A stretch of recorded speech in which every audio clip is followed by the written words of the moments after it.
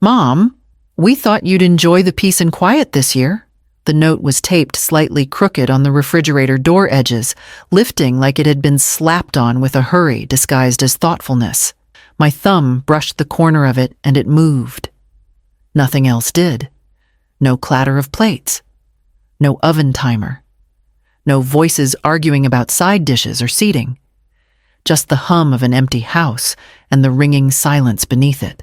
The dining table was set halfway. My hands had done the first half yesterday. The second half would have needed 3 more hands, the ones that were supposed to be here today, but the placemats were stacked, now not laid. The chairs were tucked in with military neatness. Not the cozy crookedness of people who live in a room, but the staged neatness of people who've already left it.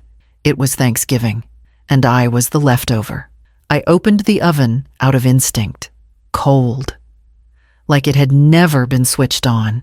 The turkey was still at the store in an aisle I had planned to walk with Trent, laughing about sizes and timing and overbuying like always, Mom. Except this year there was no aisle. No laugh.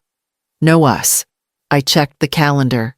My handwriting sat centered in the date square firm and hopeful family dinner, 4 p.m. The ink looked out of place now, a plan written by someone who didn't know she was being edited out of her own life. I had filled the gas tank in Trent's SUV 3 days ago. Drop off at the station swipe of my card, a casual thanks Mom over his shoulder. I had prepped the wine delivery and ironed the tablecloths. The kind of unspoken labor no one notices until it vanishes. My phone buzzed. Uncle Leo's name lit the screen. I answered before deciding if I should. Marla, he said slowly, like stepping into a room where something had already broken. Behind his voice waves. Laughter. The unmistakable echo of distance. They thought you'd be fine staying back. You always manage. Manage. I'd been assigned a role without my consent. I leaned against the counter, the ceramic cold through my sleeve, gripping last night's untouched coffee mug. They didn't just leave for Maui without me.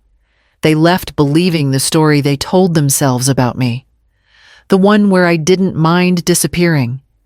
And that realization settled in quietly, like a lock clicking shut behind me as I reached for my laptop and carried it toward the kitchen table. Because before anything else, I needed the exact numbers. I stared at the screen, the spreadsheet's columns, as familiar as the grooves on my knuckles. I hadn't opened it in weeks, didn't need to anymore. The numbers were burned into my mind like a second language I never asked to learn. Rent, whatever, $800. Groceries, utilities, repairs, mostly mine. Trent's contribution had dwindled to the occasional grocery run or a vague, I'll get it next time. But there hadn't been a next time in a long while. Olivia made noises about budgeting and saving for a future, but I noticed the weekly deliveries from curated meal kits and her growing collection of boutique skincare lined up like soldiers in the bathroom. They weren't struggling. They were coasting. On me. I scrolled back through the ledger. 5 years of entries. 5 years of picking up slack and staying quiet. At first, it had felt right. Trent lost his job after the company downsized and Olivia's teaching hours got cut. I'd nodded, said, don't worry, I've got us. That was back when us meant something.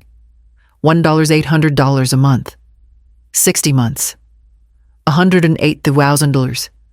I whispered it aloud as if saying it would make it feel more real.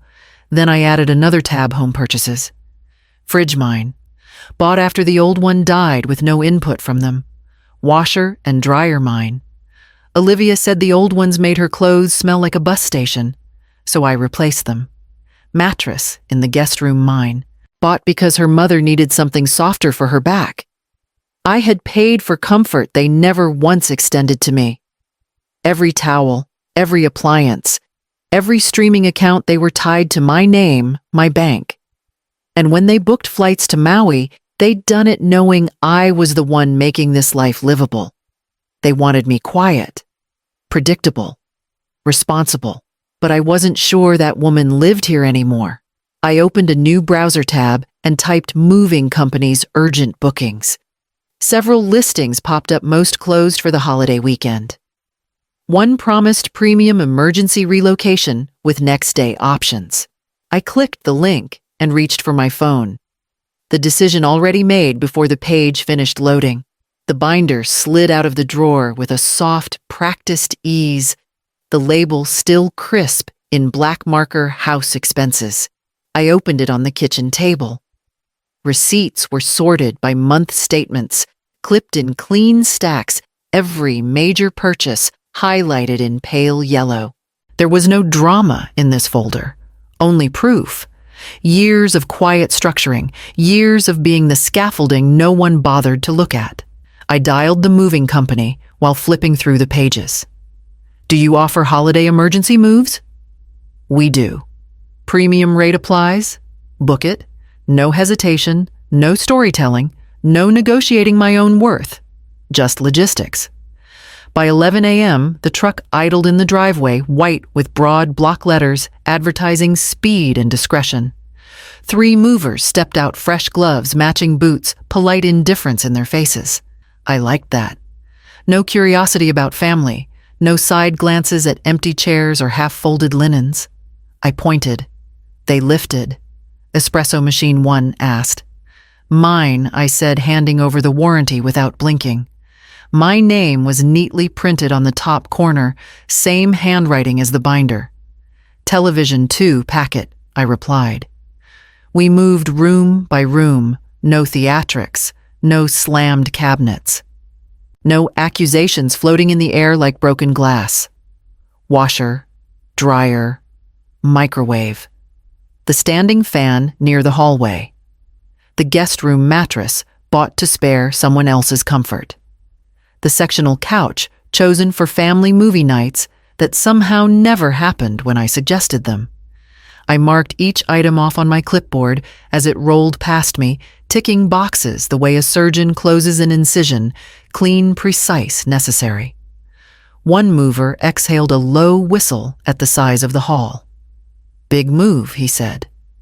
Not really, I answered, just reclaiming my name. By 2 p.m., the rooms had begun to echo. Not with sadness, but with absence, an honest shape of a life no longer pretending to fit. The last item carried out was the rug from beneath the dining table. The wood underneath was paler, a ghost rectangle of where we used to gather, or at least where I used to imagine we did. By sunset, the truck doors shut with a hollow finality that echoed in my chest. My life, at least the parts I had paid for, was strapped down and rolling toward a studio apartment lease that had quietly begun 2 days earlier. 3 months prepaid. No negotiation. No guilt. A clean start with sunlight silence and a single front door that answered only to me. I stood in the house as the last of the engine noise faded. The air felt thinner without furniture to hold it. I made a slow circle phone in hand, documenting everything. Corners, baseboards, empty outlets, blank rooms, photographs first, then video. No scratches, no tantrum holes in drywall, no theatrics. Just subtraction. Proof should anyone ever rewrite the story. I left a stack of bills on the counter, utilities, subscriptions, maintenance fees, annual services. Most still bore my name. I didn't tear them, didn't shred them, just let them sit there like undeniable math in paper form. Then I started the cancellations. Electric, water, trash pickup, everything scheduled to terminate 5 days from today. Not immediate, not petty, just timed with precision. Enough days for their vacation glow to dull before the house dimmed with reality. I paused at the internet provider. I'd like to schedule a disconnect. For when midnight 5 days from now, I needed the Wi-Fi alive for now. Not to watch them suffer, but to witness clarity when it arrived. To see the moment assumption met consequence. The representative confirmed the date, typed it in, sent me a final email. No questions asked. Next, I deactivated the automatic payments linked to all their comforts, subscriptions, refills, replacement services. Not dramatic. Just overdue boundaries finally drawn in invisible ink. I placed the house keys gently beside the bill stack. No tossing. No punctuation. Just placement. The lock clicked behind me with the soft certainty of a chapter finished, not slammed shut. The driveway felt longer on foot than it ever had through obligation. Night settled in around the house like an indifferent witness, and I didn't look back, not out of bitterness, but out of completion, as I pulled out my phone once more to open the Ring app and wait for the time consequences would introduce themselves. On the fourth evening, my phone buzzed with a motion alert from the Ring app. I tapped the screen, and there they were, Trent Olivia and her mother, standing at the front door, suitcases stacked around them like offerings to a house they assumed would greet them. They were laughing, at first flushed from travel, sun-warmed and oblivious. Trent inserted the key and pushed the door open. Then they stopped. The temperature inside was cooler than they remembered, the silence too full. "Where's the fridge?" she asked, staring at the vacant space beneath the cabinets. Trent walked into the living room, his expression shifting as he turned slowly in place. They scattered checking rooms, opening closets, flicking light switches. The panic didn't come in one wave. It crept in layer by layer. The more they looked, the less they understood. Olivia's mother stood near the kitchen island, whispering, "Did someone rob us?" That's when Trent saw it. The soft blue glow of the Ring camera at the front door. He stepped back, looked straight into the lens, and pulled out his phone. I watched the reflection in his screen as he opened the app and scrolled. Then he froze. The camera had captured it all. Me in a sweater, clipboard in hand, calmly directing the movers as they packed item after item. No yelling, no mess. Just deliberate action. The truck. The loading. The door locking behind me. He replayed it once, then again. Slower. Olivia asked him something, but he didn't respond. He just stood there watching me leave their house with the same quiet resolve they had used to leave me behind. I watched him watch me.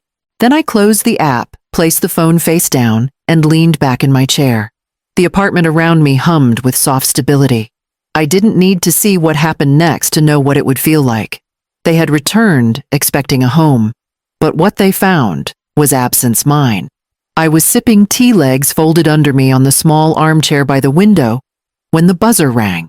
The sound cut through the soft jazz I had playing in the background. I wasn't expecting anyone.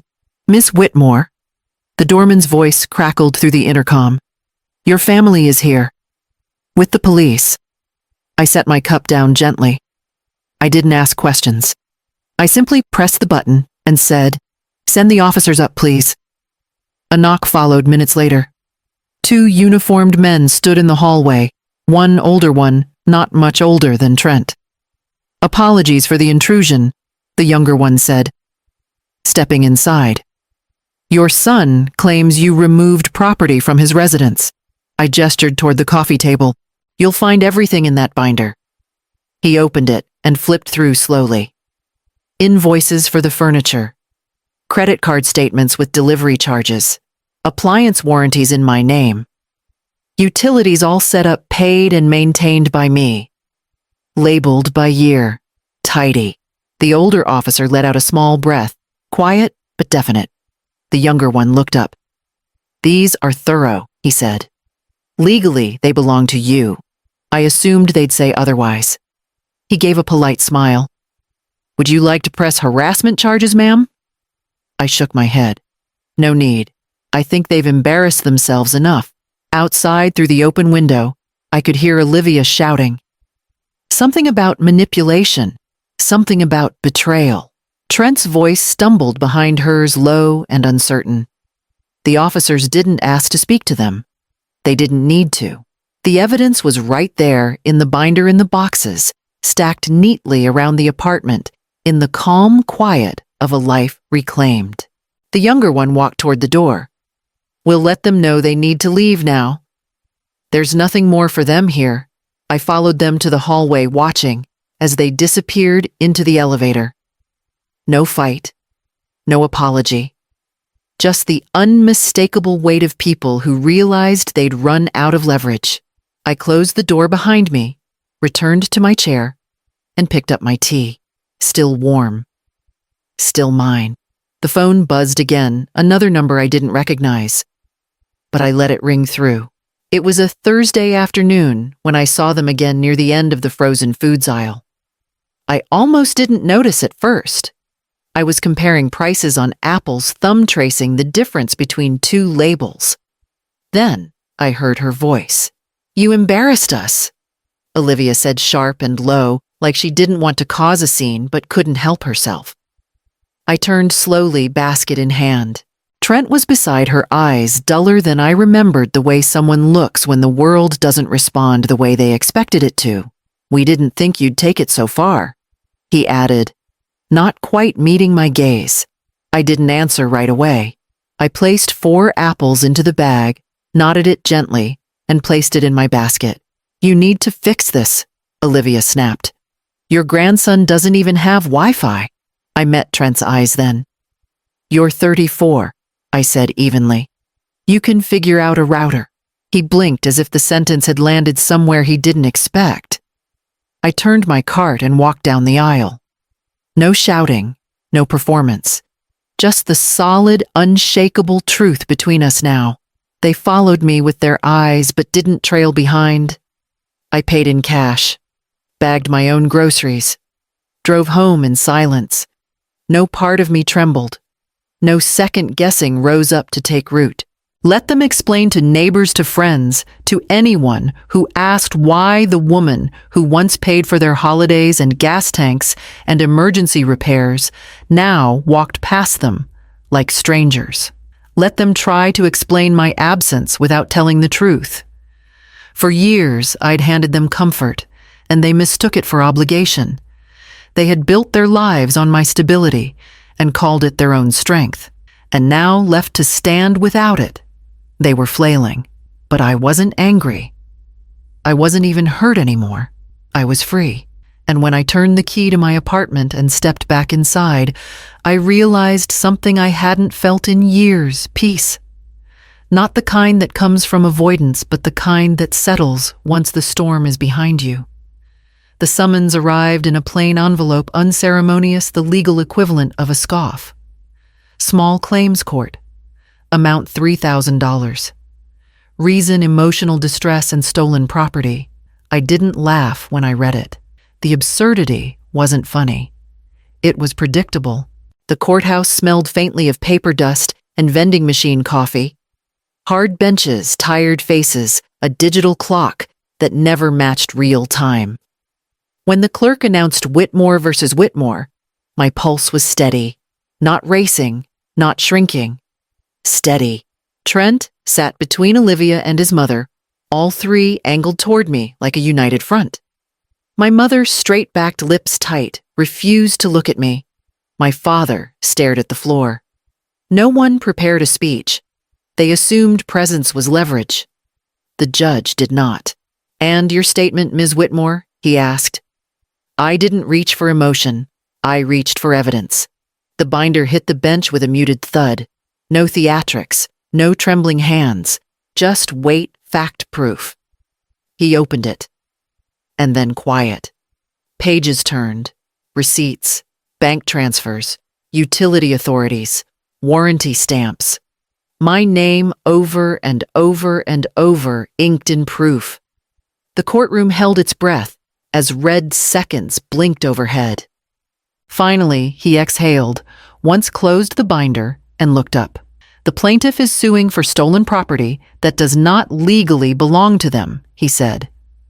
"Ms. Whitmore financed this household for over 5 years, totaling more than $100,000 in documented contributions. Every major item cited is registered to her. This claim has no legal basis." Dismissed. The word dropped like a stone in still water. Olivia's nostrils flared. Trent looked like someone had stepped on something fragile inside him. Not guilt, not shame. Loss. Not mine. His. The gavel came down clean and final. I walked out without turning my head. The hallway outside felt loud after the courtroom's quiet, but the noise slid off me. The door clicked shut behind me. The next one I walked toward opened forward, not back. Mornings came gently now. No rushing footsteps upstairs. No banging cupboards. Just the soft hiss of my kettle and the click of my spoon against ceramic. I sipped slowly. My mug, my kitchen, my name on every bill. It was a quiet I had once feared. I'd mistaken stillness for loneliness.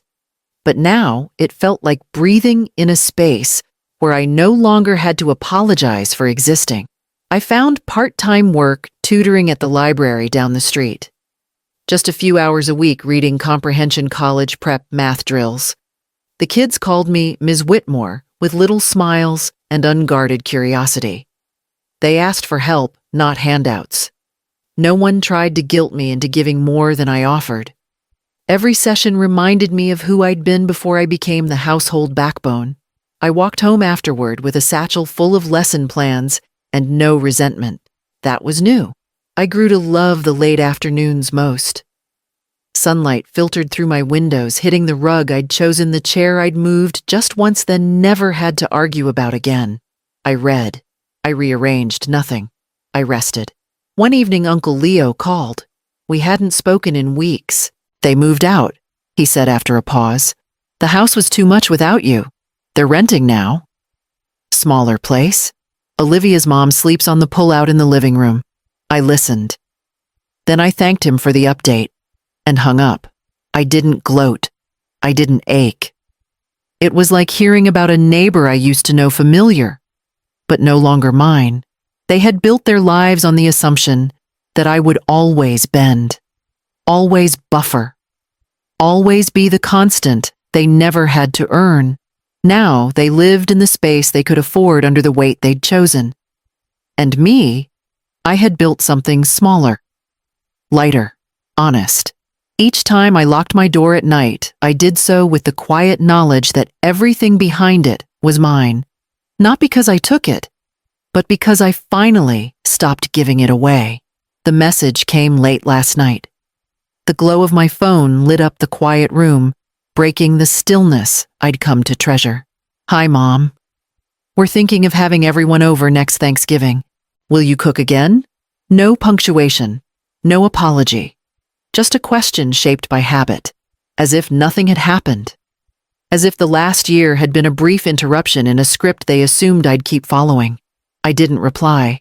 I let the words sit there a moment, hovering like steam off a cooling kettle. Then I tapped delete. Simple. Final. No second reading. The studio was warm. The lamps I'd chosen cast soft pools of light across the shelves. My slippers were where I left them, not where someone kicked them off. The little armchair by the window was mine alone. The fridge hummed quietly. It was full. Not with anyone else's preferences, just mine. My groceries, my meals, my rhythm. There was no tension, no steps to anticipate, no errands folded into someone else's convenience. I poured a second cup of tea and moved to the window. Outside, a breeze pushed golden leaves across the sidewalk.